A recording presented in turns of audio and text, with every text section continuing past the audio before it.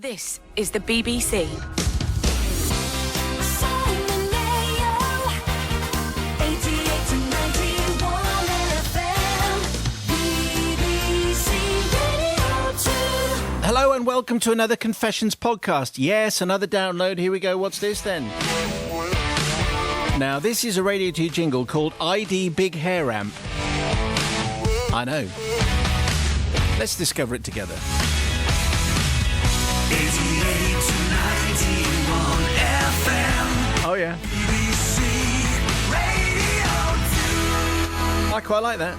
I might use that. Anyway, the juggernauts of justice are about to pronounce on this week's Confessions podcast. So we got a concise collection featuring confessions which we called Shut Up and Drive, scenes from an Italian airport, strange fruit, and It Should Have Been Me. And the pun there is on the word bean, but you're going to have to wait to find out what's going on there. Dear Father Simon and the crew of Absolution, in my life, says G, I have done a great many things that require forgiveness. However, one of these things in particular has played on my mind for over 18 years, and it is for this that I plead forgiveness. Being born in August, I was the youngest in my secondary school year, but I became friends with Tom, the oldest boy in the year, which would prove very handy as we went up through secondary school. Fast forward a few years to the conclusion of our final exams, and it was my 15th and Tom's 17th birthday, respectively. Barely a month later, Tom made the exciting announcement that he'd managed to pass his driving test and had obtained an old motor car. Now, this car was a bit rubbish and only a few weeks from an MOT, which it was going to fail, but at the moment it was all fine and perfectly legal and it was a legal car. I just want to say that absolutely clear. Yeah? Yeah. Okay. Yeah. Right. But anyway, it was a car, and undoubtedly the most exciting thing that our group had ever had. Then came the fateful night of the Leavers Party, and with this exciting mode of transport at our disposal, our group of friends opted to go by car. Now, as we all know, Leavers Parties are formal black tie events and a rite of passage out of the school. However, this particular party was just as boring as every school disco ever, so we just left as the sun set to make our own fun on this warm, late summer evening.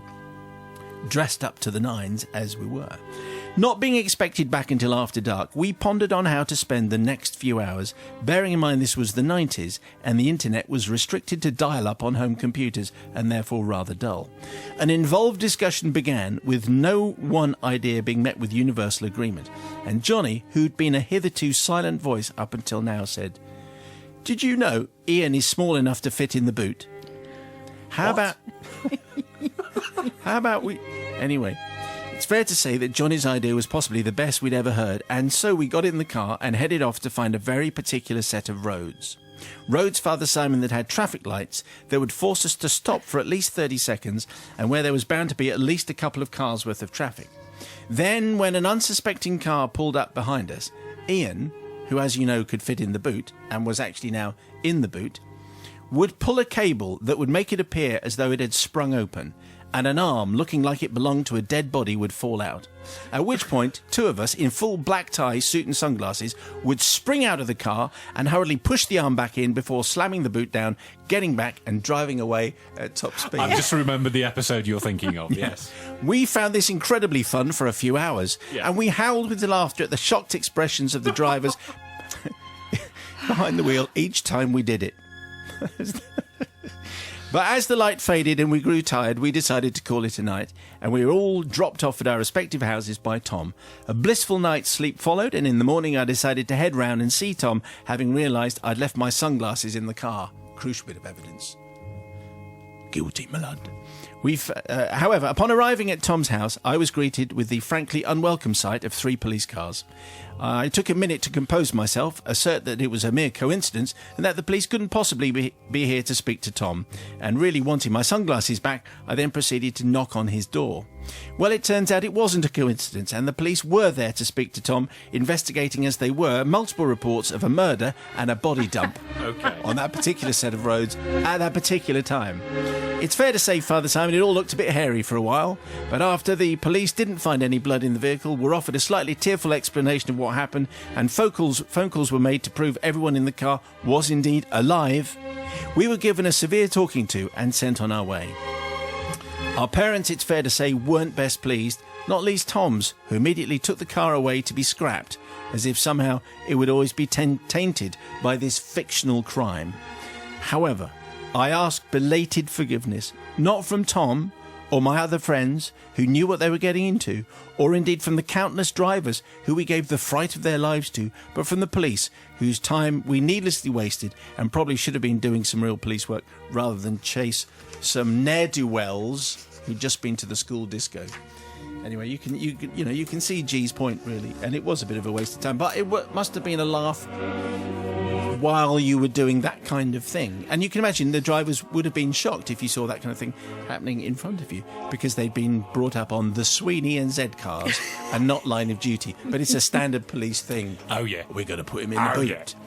Yeah. Yes, Sister Bobby. Well, I have a foot in both camps. I'm heartened by your sense of fun, and I think it's a great thing to do. However, I also don't think it's a great thing to do, because you shouldn't mess around in cars on roads with other people. I remember there used to be somebody in Kent that drove around with a scary mask on, and that used to terrify me while I was driving. So I don't think it's a really good, sensible idea. But of course, you're young, you're not sensible, are you? So I think, actually, as to the police forgiving you, I don't think you need forgiveness from the police. I think the police went back to the station, had a cup of tea and had a jolly good laugh. They told you off. They did well. I think no one really lost out, but don't do it again.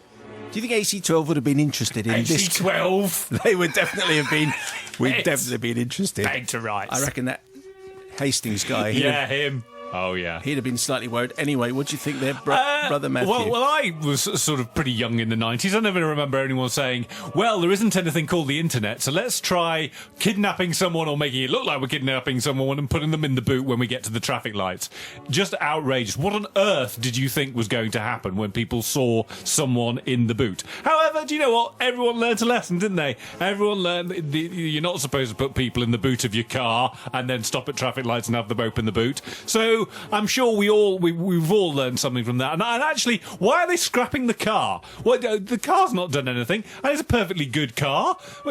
Scrap the car? Feels a bit extreme. So I am going to forgive just because of the car. Feels like the parents went too far with the car. Dear Bishop Simon and the sanctified suppliers of salvation. Yeah, I like that. It's all right now. Yeah. The sin I am confessing and for which I seek absolution, there will be so many people nodding knowingly at various stages of this story, took place some years ago and involves a pre-booked hire car in Naples, which I had added on to some cheap flights for my wife and myself for a rare overseas long weekend break from the kids. I was already in a bad mood, having been one of our last to clear the baggage hall, and then we found a massive queue at our supplier's desk, when all the other car hire firms appeared to have no queue at all. Ours was enormous. So I was already in an even worse mood when it came to my turn. Then I was faced with the usual nonsense, trying to frighten you into paying for additional insurance, having to pay for a full tank of petrol when you're really only going down to the end of the road, and then having to pay a service charge to have the tank filled. I mean, please, as they say. To make matters worse, we were then asked to sign pages of contracts entirely in Italian. I mean, what do they take us for? All I had were a few years of desperately useless school Latin to go on. And having to argue that I had already, I thought, paid for better excess insurance during the online booking process, but the computer said no, apparently. Anyway, I was even then further annoyed at having to endorse the diagram placed in front of me that said that there wasn't an iota of damage to the car, which, of course, I hadn't even seen. Through broken English, I was told I could come back to the desk and queue again if I found there was actually damage. As it was getting dark and I just wanted to get off, I just signed the contract and walked away. Then having to wait 15 minutes for a bus taking us to the hire car bay, which of course only turned out to be a couple of 100 metres down the road. We could have walked there in 2 minutes. We finally arrived at a series of car bays stretching off into the distance. Each car bay had one car and was numbered by an old-fashioned metal number hanging off a pillar next to the bay.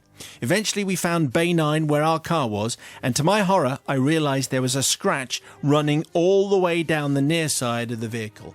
In despair, I surveyed the whole parking area until I spotted some poor soul cleaning cars in the distance and strode off to get him to come and mark up the aforementioned car diagram. The thought of having to go back to the arrival hall and persuade someone to come back with me having no appeal whatsoever. It took some cajoling, but using the old fallback of speaking loudly in English with a smattering of Latin thrown in just to impress him. And with an unnecessary vowel added on to the ends of alternate words. Always try that. Scratchio. He finally came over. I inspected the damage. He inspected the damage and was persuaded to mark it on the diagram. A triumph for the little man versus the greedy corporation, I thought. Well done to me. Socking it to the man. Now, this chap was about to walk off, but I managed to use the same comedy Italian to persuade him to check the other side of the car, and lo and behold, another scratch was present all the way down that side, together with a decent dent in the rear tailgate. The poor guy, realising I wasn't going to let him go, reluctantly drew the offending marks onto the sketch before signing it and finally heading back to his real job. Turning to my wife, I remarked what a good job it was that we had properly looked and seen these problems, or we would have had to pay an absolute fortune when returning the car. Pulling the keys from my pocket, I pressed the unlock button, and the car in the bay across the road lit up. Of course. Right. This car was brand new and immaculate, with not a scratch anywhere. And with dawning horror, I realised what had actually happened. The metal number 9 in the bay had actually become a number 6. This is back to Line of Duty. Yes. Series 1, Yeah. Episode 1. Correct. Yeah. Deeply embarrassed, we got in our actual car and beat a hasty retreat. So, Simon, I'm seeking forgiveness, firstly, for my treatment of the poor chap I forced to act above his station in marking up the diagram, and also from the car hire team for any confusion caused.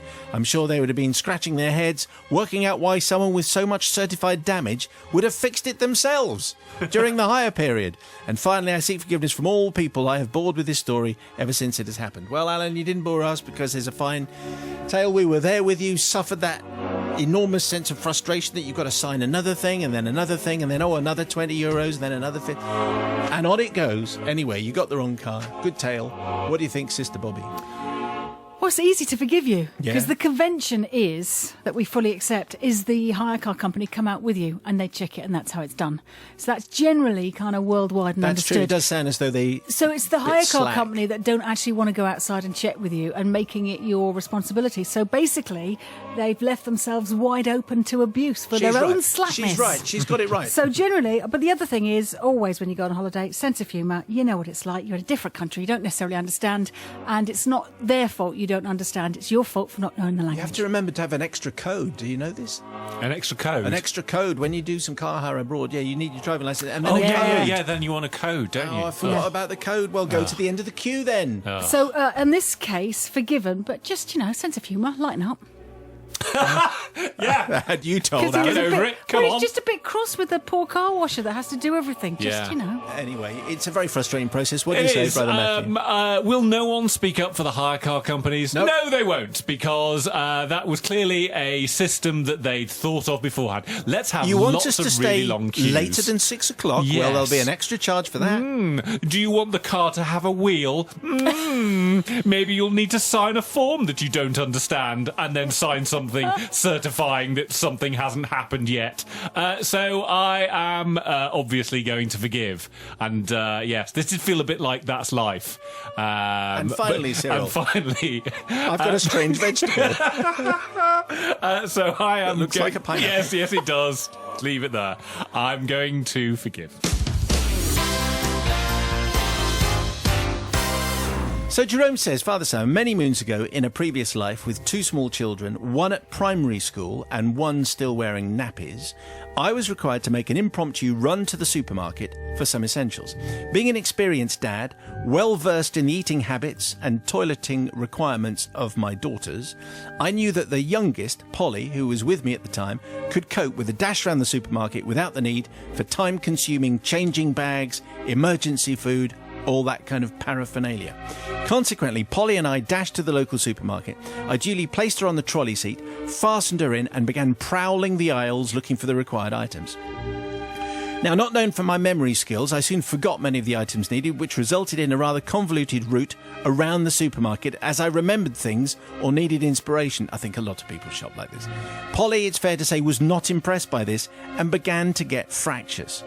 It was at this point that we passed a stand with packets containing strips of dried mango. Having discovered this tasty delight a week or so previously, Polly was very pleased when I picked a pack from the stand and opened it, handing her a small piece to chew. Blessed silence descended once more as my absent-minded shopping trip continued, only interrupted by the pudgy pink hand being thrust forward when each piece of mango had been devoured. As the mango-thon continued, I concluded my shopping trip, delighting at my genius method for soothing Polly's displeasure at being stuck going round and round the same aisles. Then something happened that all parents of small children will relate to. I began unloading the trolley onto the conveyor. About halfway through, a small pudgy pink fist was extended towards me, and with an automatic response seen in parents the world over, I met it with an upturned palm to receive whatever it was that Polly was delivering to me. I wasn't properly looking as I was still unloading the trolley, and then I felt something warm and slippery land in my hand.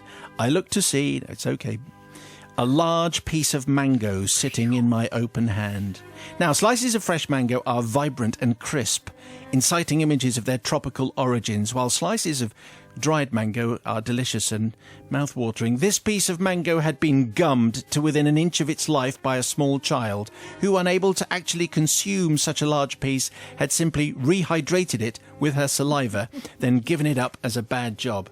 Staring in disbelief at the orange, slimy deposit in my hand, I completed unloading the trolley with one hand. I caught the eye of the middle-aged lady who had previously been cooing over Polly and was now looking at me with an air of anticipation.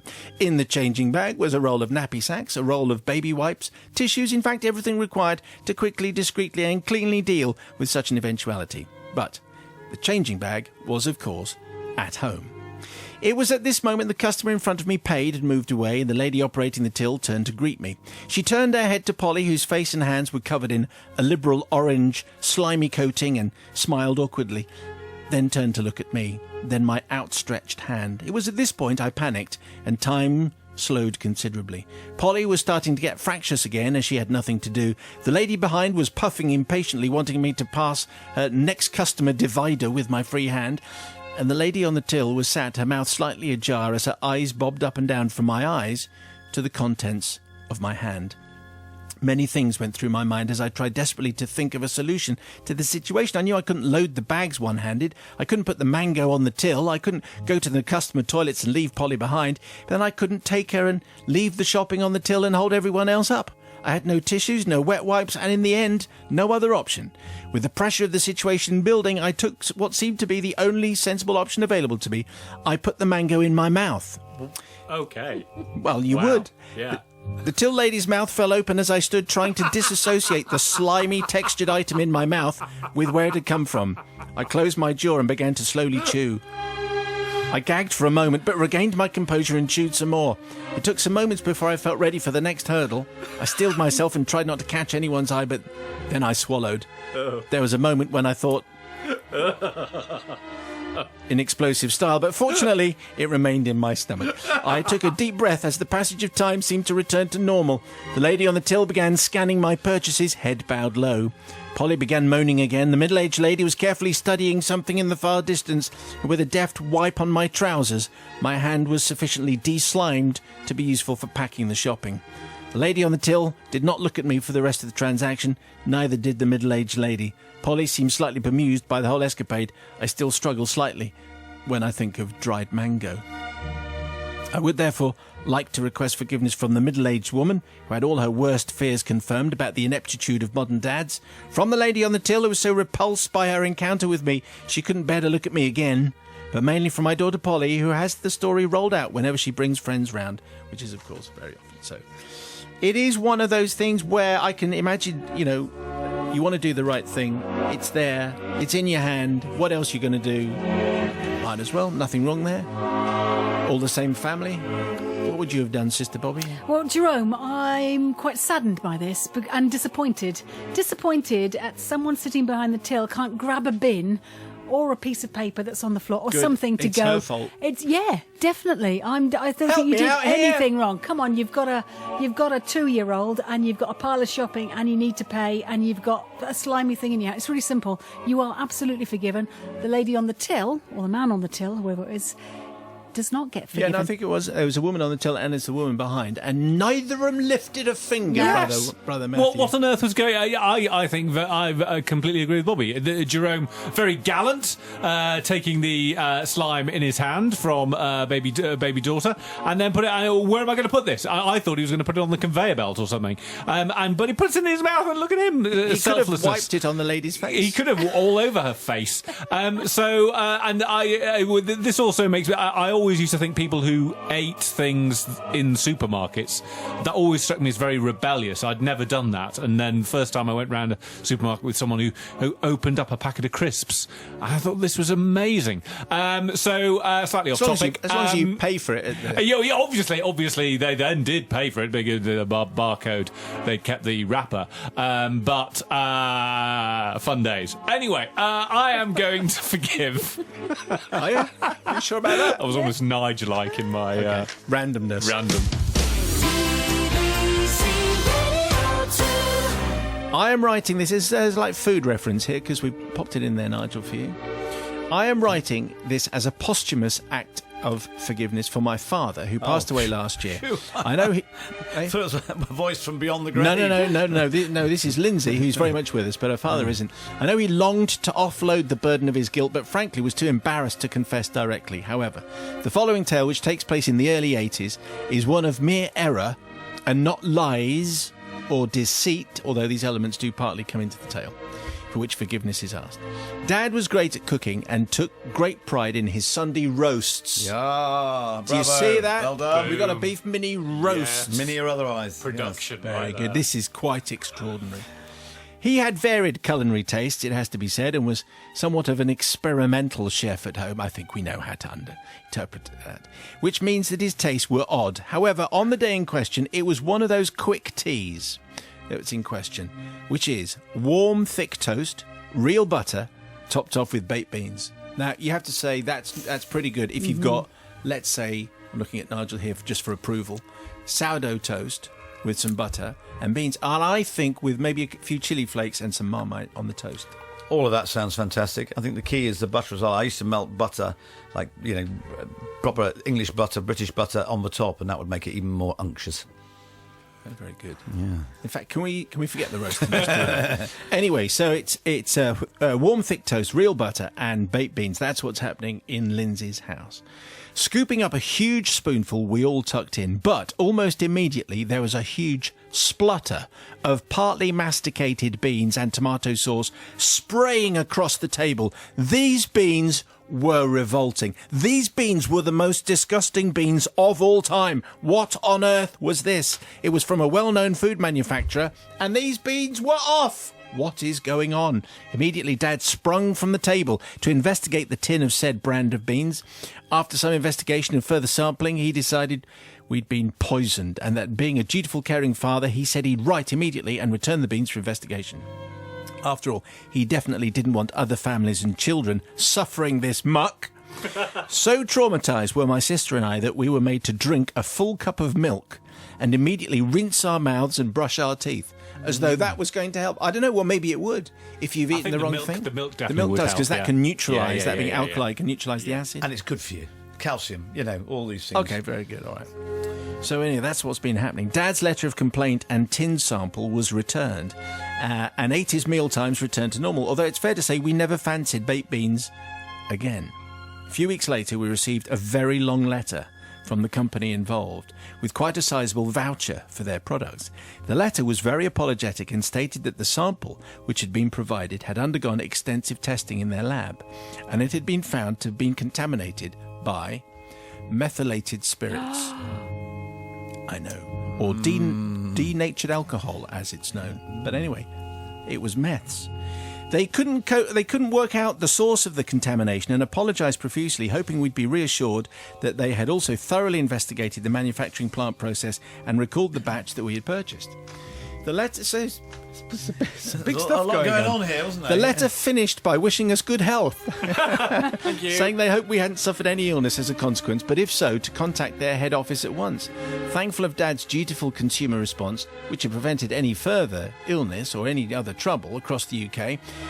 And we now had a voucher and we could spend it on free food, and we continued with our tea. However, instead of feeling vindicated and satisfied, Dad was strangely silent. After about a minute of weird silence, he turned to Mum and said, which saucepan did you use to cook the beans? I used the milk pan, she said. Why?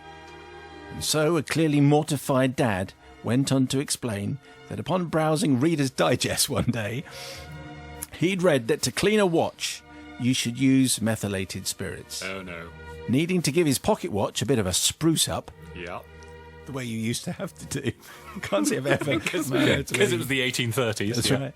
Dad had done just that and used the nearest container to hand, which was the kitchen saucepan. Obviously. However, he said the cleaning hadn't really worked and he'd given up, forgetfully leaving the saucepan to one side in the kitchen.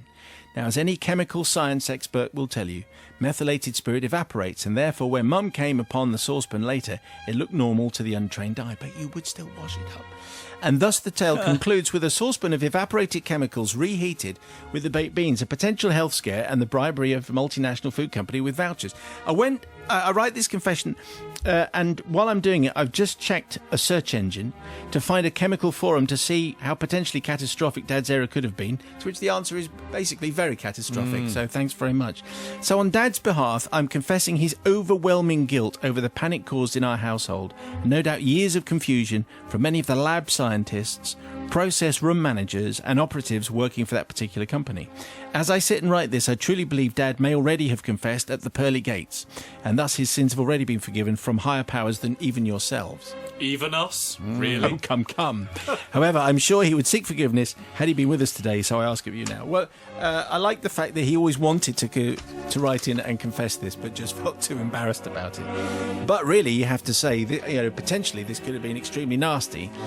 Fortunately, everyone is perfectly fine, and no one was at fault apart from your dad, Lindsay, who should have washed up and cleared up, or basically not used meths in the saucepan in the first place. Bobby is looking stricken with this one. Well, it's really, really tricky, isn't it? Because he didn't mean to do it.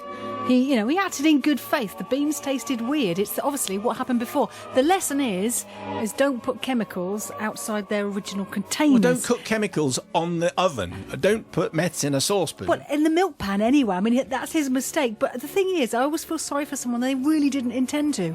And he's not really here anymore, is he?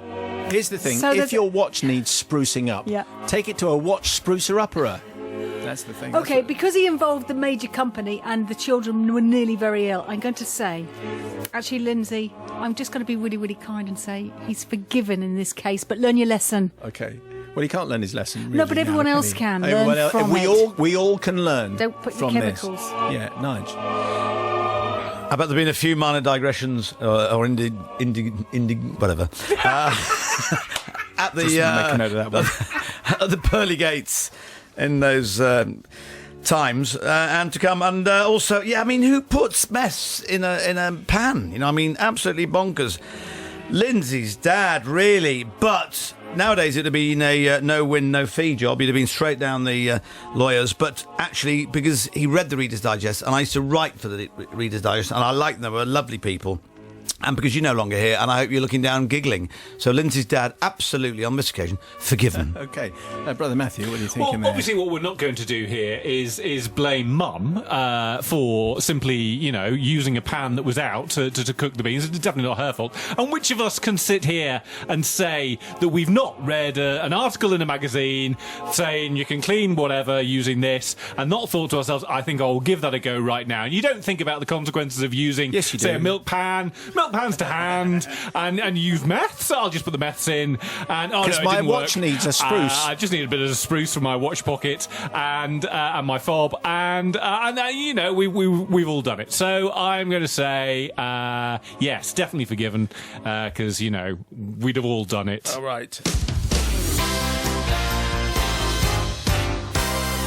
Well, they were this week's confessions. Send in your own, please. Maybe provoked by one of those. Confessions at bbc.co.uk. And if you missed any of the Drive Time shows in the last week, thanks a lot. Anyway, you can download them to your smartphone or tablet from the BBC iPlayer radio app. What a thing that is.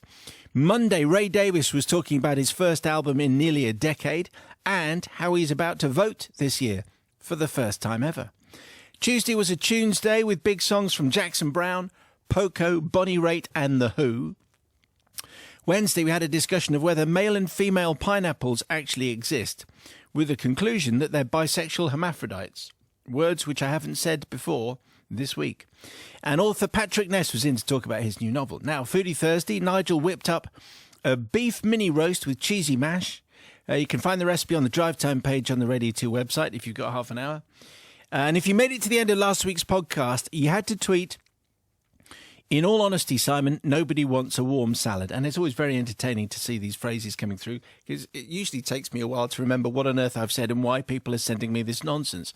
Anyway, Brian, Helen, Ed, Dawn, and many others who did just that, thank you very much indeed. You win a special prize, which is being mentioned. This week's special code phrase is Mr. and Mrs. Pineapple, for reasons that you just heard. Anyway, thanks for listening, and let's conclude with ID Route 66, another Radio 2 classic. Oh, you'll know this one. 88 to 91 FM. Thanks for listening. BBC